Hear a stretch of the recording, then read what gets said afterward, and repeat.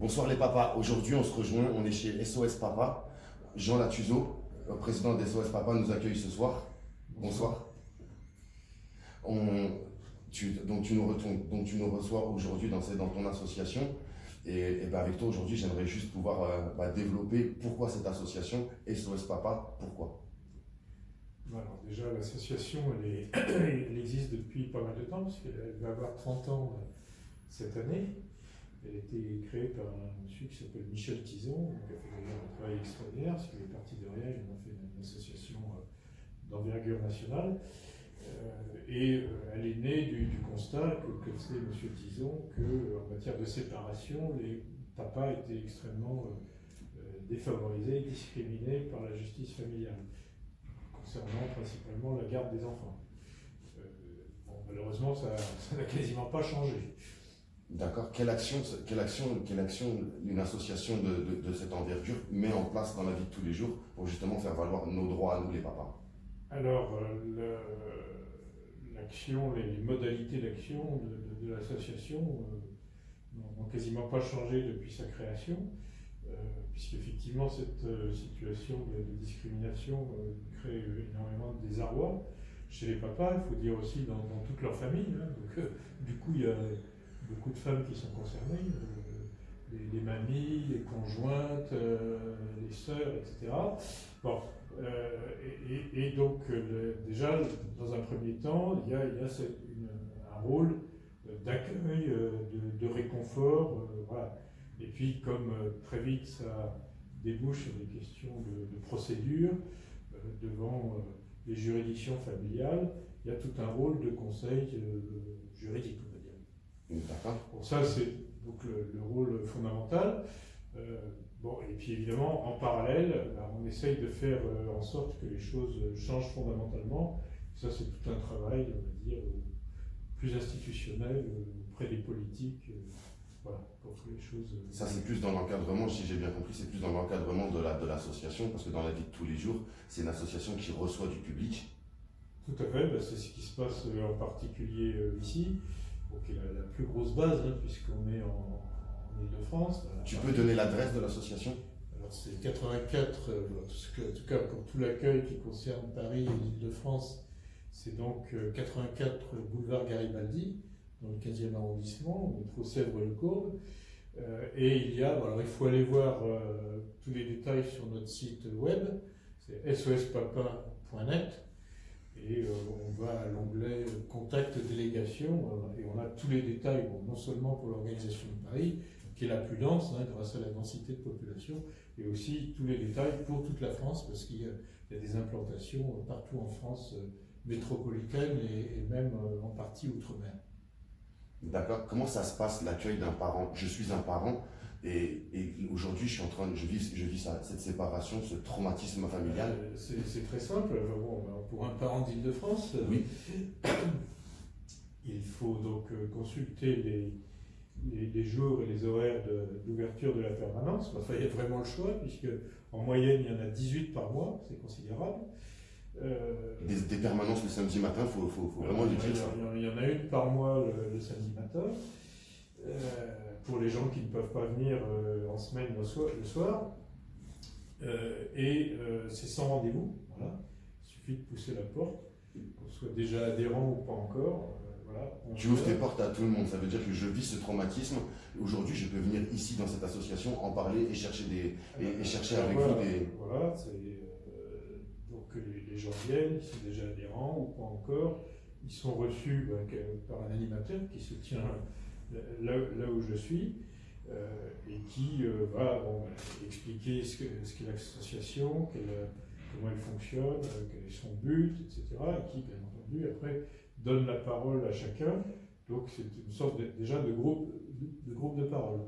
Et alors la deuxième chose qui est très importante, c'est, alors évidemment il faut être adhérent pour avoir accès à ce service complémentaire, mais qui est excessivement précieux, c'est qu'à chaque permanence, il y a un avocat de permanence.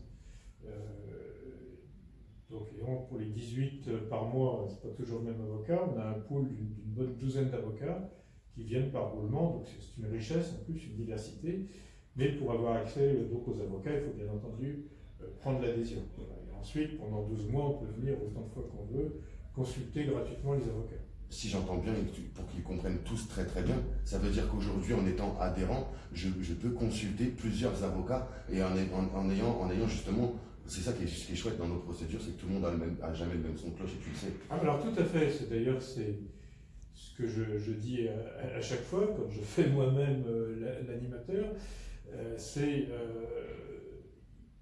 puisque ce domaine de la justice familiale est extrêmement flou, extrêmement aléatoire, la loi elle-même est floue, donc toutes les dérives, tous les aléas sont de mise, et donc c'est le contraire d'une science exacte.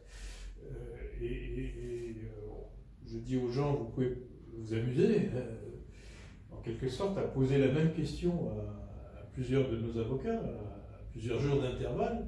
Il est tout à fait possible et normal que vous ayez des réponses différentes. Ça ne veut pas du tout dire qu'il y a une mauvaise et une bonne réponse, un bon ou un mauvais avocat. Ça veut dire que, voilà... On aborde tous différemment les problèmes, bien sûr. C'est un petit peu comme la traversée de l'Atlantique à la voile, en course. Parfois c'est la route sud qui marche, parfois la route nord, selon le feeling qu'on a sur la météo à venir. Bon voilà, c'est une sorte de doigté. Mais en tout cas, cette manière de comprendre les choses et de les appréhender, en venant plusieurs fois, auprès des avocats, mais aussi en tour de table ici, on se fait une véritable culture, c'est un véritable apprentissage de ce domaine très aléatoire et perturbant des juridictions familiales, et c'est un véritable apprentissage très utile, qui renforce quand même très significativement les chances de l'emporter. C'est vrai, et pour moi, pour le coup, avant de lancer cette chaîne, et encore merci de répondre à mes questions, avant de lancer cette chaîne, tu le sais, je suis arrivé ici, et pour le coup, moi je suis arrivé ici, j'étais un garçon un petit peu excité, je venais de ma vie commençait à basculer de fou, et ce qui était une grande richesse pour moi, et en tout cas très apaisé, c'est t'avoir rencontré toi et Julien. Vous avez fait beaucoup de travail en tout cas sur moi pour pouvoir m'apaiser. Et tous ces gens qu'on rencontre tous les jours, parce qu'en étant des fois à ta place, en étant animateur, mais tu les rencontres, tous ces gens-là, et leurs histoires, même toi aujourd'hui, elles continuent à te toucher, je pense, et que tu continues à apprendre de tous ces gens qui viennent, non? Ah bah bien entendu, on en apprend tous les jours sur les réalités, les turpitudes en quelque sorte, de ce qui peut se passer, de ce que peuvent subir des parents, bon, très majoritairement des papas évidemment, dont le seul tort en quelque sorte est d'aimer leurs enfants et de tenir un lien équilibré avec leurs enfants. C'est ce qu'on demande tous, l'égalité parentale, voilà. On la demande. Et pour essayer de concrétiser un petit peu cette vidéo, qu'est-ce que l'association SOS Papa aujourd'hui met en place, là, tout de suite maintenant, pour cette égalité parentale justement? C'est un peu le nerf et l'existence de l'association. Ça c'est ce qui se passe, c'est le deuxième volet auquel je faisais allusion tout à l'heure.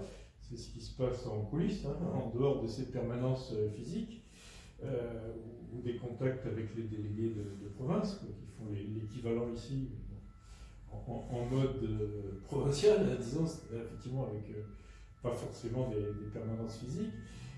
Donc en coulisses, il y a tout un travail qui est fait effectivement essentiellement par moi, qui est un travail auprès des institutions, des politiques, etc., pour faire en sorte que cette égalité parentale soit véritablement reconnue dans la loi.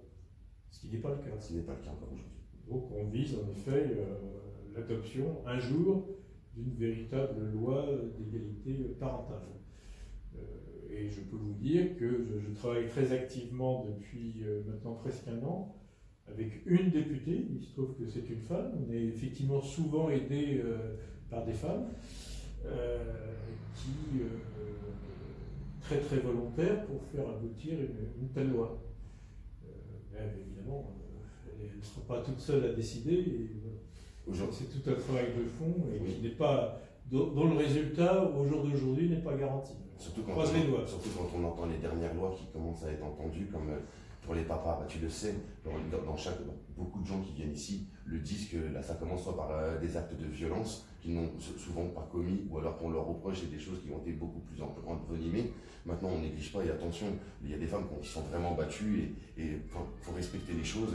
Aujourd'hui on parle juste de ce qu'on connaît, et en tout cas de certaines de nos histoires, et qui aujourd'hui, c'est pas le cas, quoi. Ça n'a jamais été le cas, et on peut pas quand tu entends que maintenant les lois, elles disent que si une femme qui a été violentée peut aujourd'hui demander à ce que le parent soit éloigné et ça diminue du coup son droit parental, ben moi franchement c'est des trucs qui font que je crée cette chaîne et que j'ai envie de dénoncer les choses parce qu'aujourd'hui oui c'est bien si la femme a été violentée et oui mais ça demande de faire des enquêtes et aujourd'hui la justice elle nous rend des décisions comme ça et quand on prend une décision, pardon de dire ça, mais une décision de commissariat.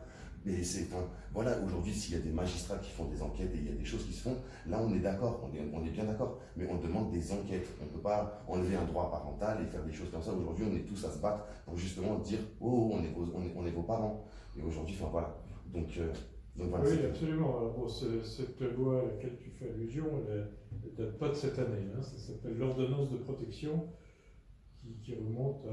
Oui, mais aujourd'hui, ils le mettent en place par justement... Aujourd'hui, effectivement, il semble qu'il y ait une volonté politico-médiatique de la faire jouer de façon de plus en plus systématique. Et effectivement, il y a le risque que ce soit de façon de plus en plus arbitraire, par conséquent. Et j'ai une dernière question. Qu'est-ce que tu penses? Qu'est-ce que tu penses, toi, de justement ces lois qu'on met en avant et qu'aujourd'hui on puisse dire qu'on nous parle encore de pension alimentaire? La pension alimentaire, au sens juridique du terme, elle est faite pour que chacun des parents, enfin en tout cas le parent qui voit le moins l'enfant, alors même si c'est lui qui l'avoue ou au contraire s'il le subit, pour que l'enfant vive le plus correctement possible. Donc, disons fondamentalement, SOS Papa n'a rien contre le principe de la pension alimentaire. Mais encore faut-il qu'elle soit calculée de façon parfaitement équitable, ce qui malheureusement, comme le reste, hein, n'est pas comme le reste, c'est-à-dire le plus fondamental dont on parle, qui est le lien avec l'enfant, ce qui est malheureusement pas tellement pratiqué par les juges. Alors justement, à ce sujet-là, je voudrais citer, parce que ça c'est important, nous on aime bien citer des sources sérieuses.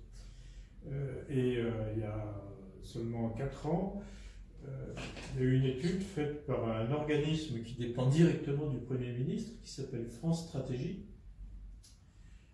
fait par des ingénieurs très sérieux, une étude économétrique qui a mesuré la variation du niveau de vie de chacun des 2 parents après un divorce, une séparation.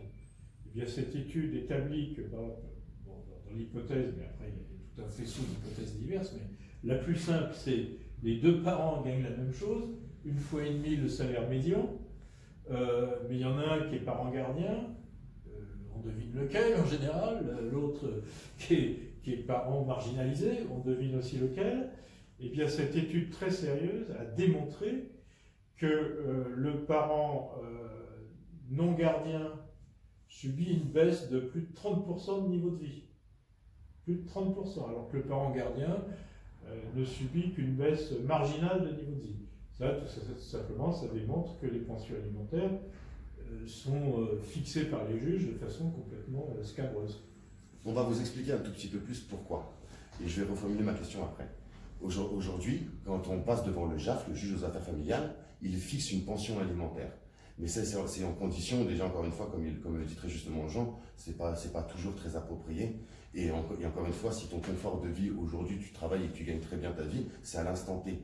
Et qu'après, si tu as des changements dans ta vie, tu dois ressaisir le juge. Et ils sont là les gros dysfonctionnements. C'est que les délais de la justice et faire encombrer les choses, enfin, on pourrait faire tellement les choses différemment, mais il est là le gros problème. Il est vraiment là le gros problème. C'est que la vie change, comme tu dis très justement. Souvent, ces séparations incluent beaucoup de choses.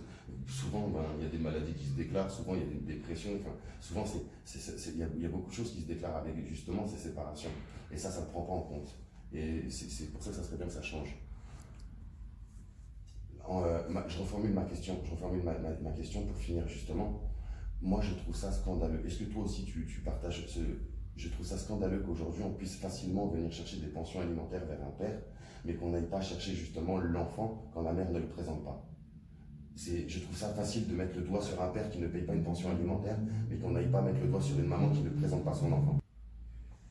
Oui, effectivement, c'est un des multiples exemples où la loi, qui déjà est très aléatoire, très floue, est en plus appliquée de façon dissymétrique selon que l'auteur de la faute, entre guillemets, sans guillemets, est le parent de sexe masculin ou de sexe féminin. Ce à quoi tu fais allusion, c'est les non-représentations d'enfants. C'est-à-dire qu'effectivement, même si le papa qui a souhaité une résidence alternée, que les Belges d'ailleurs appellent hébergement égalitaire, ça a le mérite de la clarté, et que ça a été refusé, comme de juste, comme c'est le cas le plus souvent. Bon, ben même dans ces cas-là, donc il a le fameux week-end sur 2. Eh bien, très souvent, ou assez souvent, il est victime de ce qu'on appelle une non-représentation d'enfants. Bon. Et alors, normalement, c'est un délit pénal, il porte plainte, il faut qu'il porte plainte, mais ça peut se produire 1 fois, 5 fois, 10 fois, 15 fois, c'est jamais suivi des faits. En effet, c'est à la libre appréciation du procureur de poursuivre. Bon. Alors, si c'est un père qui fait ça, c'est l'inverse. Dès la première fois, il est poursuivi et condamné à la prison avec sursis, et dès la deuxième fois, ça sera de la prison ferme. Donc pour une même loi, il y a en général une application très dissymétrique, très discriminatoire des choses. D'accord. On va conclure la vidéo. Qu'est-ce qu'on peut souhaiter justement à cette égalité parentale on peut souhaiter fondamentalement que cette loi d'égalité parentale voit le jour. Merci. Dans de bonnes conditions, c'est-à-dire qu'il faut qu'elle soit bien rédigée, parce que il y a eu des tentatives que je qualifierais de politiciennes, de façon volontairement un petit peu péjorative, parce qu'à plusieurs reprises, les politiciens nous ont sorti des textes de loi en disant oui, il y a un problème, vous allez voir, on va le résoudre, et regardez donc l'article de loi qu'on propose, et c'était un article complètement bidon. Et les 2 dernières tentatives en date, c'était en 2014, ensuite en 2018, où ils ont dit à partir de maintenant, l'enfant bénéficiera d'une double domiciliation. Et en réalité, en regardant bien, c'était une double domiciliation uniquement administrative. L'enfant aurait eu 2 adresses sur sa carte d'identité, ce qui ne change rien au fond des choses. Effectivement. En tout cas, merci d'avoir répondu à nos questions. Merci beaucoup, Jean. Avec plaisir.